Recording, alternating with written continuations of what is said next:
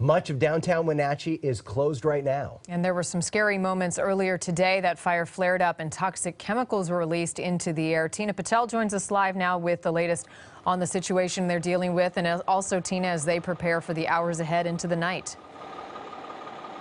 Exactly, Marnie. Well, the good news is right now the weather is cooperating. There's not as much smoke or wind as we saw earlier. But if you look behind me, you can see that there are still a lot of crews here battling the fire here. Because this is an industrial area, they know there is a lot of material here that could still burn. And that's why right now they don't have an estimate when they'll get this part of the fire under control. Flames lit up the night as fire swept through a row of warehouses. Just as firefighters thought they'd knocked it down, fire at the Bluebird fruit warehouse flared up again this morning.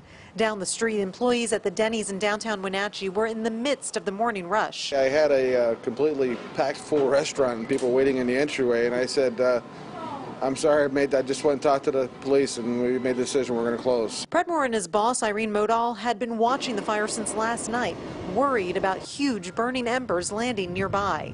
Big cinders were flying from the fire over there. It was very scary. Predmore tried to water down the roof to prevent the restaurant from burning, but was told by police that it wasn't safe to stay outside.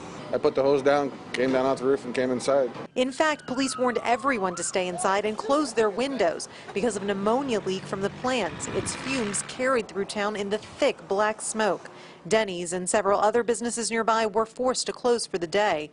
Even though the ammonia dissipated after a few hours, Modal says it will take more time for the economy of Wenatchee to recover from this fire. It's scary and sad, really, but I count my blessings that we didn't lose anything. Business, well, that's the way it goes. It's been a frightening 24 hours for her after being evacuated from her own home because of the fire on the other side of town. It went very quickly, very quickly.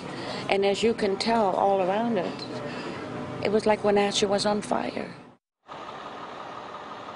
And still too much fire tonight. That's why we are hearing that businesses are also being asked to conserve their water usage so all the resources in town can go to fighting fires like this. Matt and Marnie, we'll send it back over to you. Tina, earlier today, the mayor of Wenatchee said that parts of downtown continue to burn. Is that still the case, or is the fire downtown pretty much contained to the building behind you? You know, right now what we're seeing mostly is this area, but the problem is that it's all dependent on the weather. They thought they had this under control earlier this morning, and when those winds picked back up, then there was embers flying everywhere, and that was a very real danger. So that is the thing. Right now, I think everybody's feeling really good about the conditions. The winds aren't too bad, but because there is still fire here, they know if those winds spark up, that embers could be flying, and there's just so much in this downtown area. That's why they want everyone to stay alert. All right, Tina Patel.